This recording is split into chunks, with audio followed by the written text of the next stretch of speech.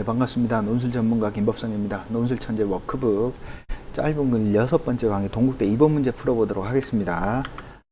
앞에서도 1번 풀었듯이 1번, 2번은요. 동국대 같은 경우에는 매년 1번, 2번은 짧은 문제를 내요. 그러니까 답이 딱 거의 정해져 있는. 그래서 어렵거나 난해하게 생각하지 말고 답을 분명하게 찾는다라는 생각으로 쓰시면 되겠습니다. 논제부터 보도록 하죠. 시민불복종이 정당화되기 위한 충족 조건이 첫째, 그러니까 시민불복종이라고 하는 것이 정당화되는 조건이 사회정의 기본 원리 위반, 사회정의의 기본 원리를 위반한 경우, 기왕의 제도, 그러니까 기왕 이미 기자죠, 그죠? 이미 주어진 제도로서는 뭔가 개혁할 수 없을 때. 셋째, 폭력보다는 평화적인 방법으로. 넷째, 부당한 법을 처벌을 감수하는 태도.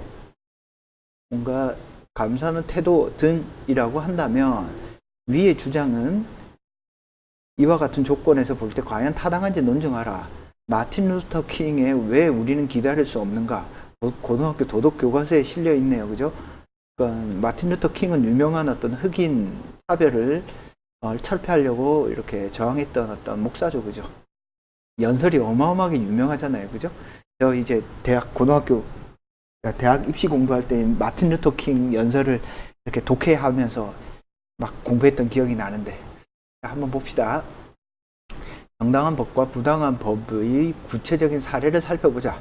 부당한 법은 수와 힘의 측면에서 다수에 속하는 그룹이 소수 그룹에 대해서 준수를 강요하면서도 자신들은 전혀 구속하지 않는 법.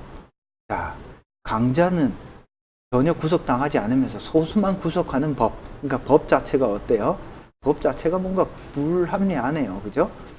마찬가지로 정당한 법은 다수 그룹이 자신의 자발적으로 준수하면서도 소수 그룹에 대해서 준수를 강요한다. 그러니까 법이라고 할 때는 약자나 강자는 모두 지켜야 된다, 이런 거네요. 그죠? 표면상으로 정당하지만 실제 적용에서 부당한 법도 있다. 실제 적용하는 과정에서 부당한 법. 저는 허가받지 않은 시위행진에 참석한 혐의로 체포된 적이 있다. 시위행진을 허가사항으로 규정한 법령 그 자체가 부당하진 않다. 하지만 만일 이 법령이 흑백 차별을 유지하고 수정헌법 조항 제1조 평화적인 집회와 항의를 할 권리를 제한하기 위해 이용된다면 그것이 부당하다. 자, 법이라고 하는 것이 뭔가 부당하게 적용되네요. 그죠? 그러니까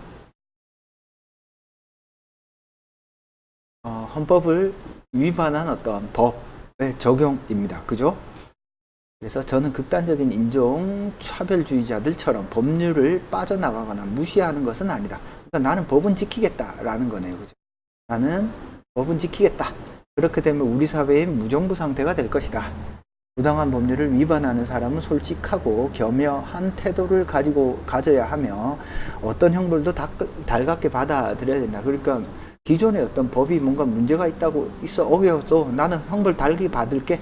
양심적으로 부당하고 판단되는 법률을 위반하되 지역사회의 양심에 그 법률의 부당성을 호소하기 위해 징역형도 불사한다는 사람이야말로 법률을 지극히 존중하는 사람이다. 그러니까 자신의 양심에 근거해서 불법적인 것을 행하는 사람은 뭔가 법률을 오히려 지극히 존중하는 사람이다. 그러면은 이 마틴 루터 킹의 어떤 입장에 따르면 어떤가요? 부당한 법의 처벌을 감수하는 태도, 형벌을 달게 받겠다라는 말이 지금 들어있죠. 그죠? 그죠? 또 어떻게 하고 있나요? 평화적인 방법으로 저항을 하고 있잖아. 뭔가 어려운 방법으로 하는 것이 아니라 평화적인 방법을 써서 어떻게 하나요? 사회의 어떤 사회 정의의 어떤 기본 원리를 위반하고 기왕의 제도로 뭔가 개혁하기 어려울 때, 즉 법의 실제 적용에서 잘 적용되지 않을 때, 그리고 사회 정의가 어때요? 위반될 때, 자신들은 구속이 안 당하잖아. 백인들은 적용이 되지 않지만 흑인들만 적용되는 법이잖아요. 그래서 요 4가지 조건들이 들 안에 다 들어 있습니다. 그래서 이런 것들을 하나하나 연결시켜 주신다면 학교가 요구하는 바를 이렇게 해소하면서 글을 쓸 수 있겠다라고 볼 수 있겠습니다. 그래서 이 문제는 여러분들에게 뭔가 복잡고 난해하게 요구하는 것이 아니라 텍스트를 문제에 들어있는 조건 조건, 첫째, 둘째, 셋째, 넷째를 제시문에서 이렇게 읽어가면서, 텍스트를 읽어가면서 찾아낼 수 있나 없나를 측정하는 거다. 그래서 동국대를 풀 때는요, 1번, 2번은 최대한 가급적이면 빨리 후다닥, 그래서 정확하게 독해를 하는 방식으로 푸는 것이 좋다. 알겠죠? 무슨 말인지. 그래서 동국대는 거의 모든 대학들이 8단계, 9단계로 평가합니다. 동국대는요, 하나, 둘, 셋, 넷, 다섯, 여섯 단계로 평가해요. 그죠? 상중한대, 상에서 S, 상에서 A. 보통 연대는 9단계로 평가한다고 그랬고, 대학마다 이렇게 단계별로 평가해요. 거의 모든 대학들이 9단계 아니면 7, 8단계로 평가를 합니다. 자, 그래서 답을 한번 읽어보도록 하겠습니다. 킴 목사의 주장은 다음 4가지 조건을 충족하고 있으므로 타당하다. 어때요? 질문에 그냥 바로 답을 하면서 글을 쓰죠.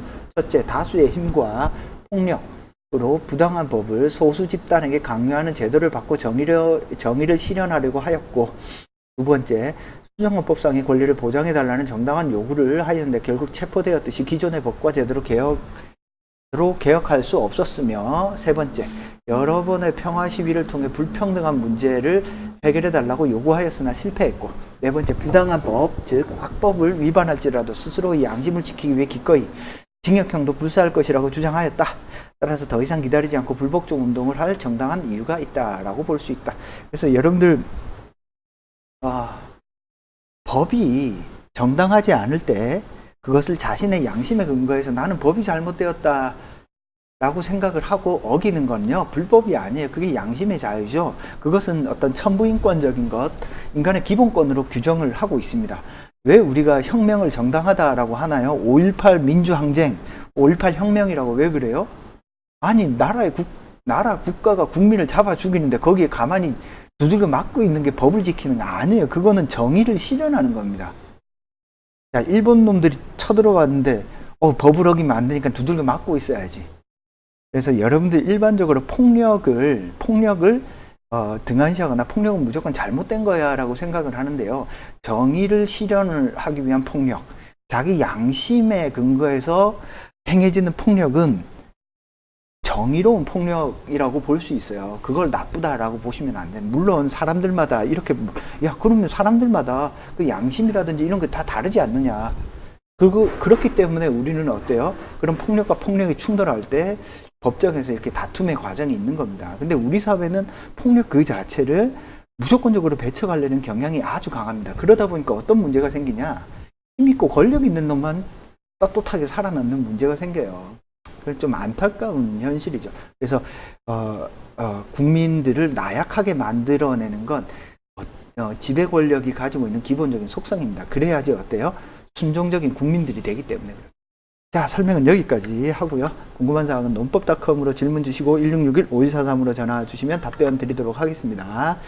논술천재 워크북 짧은 글 6번째 강의 동국대 2번 문제 설명 마치도록 하겠습니다. 감사합니다.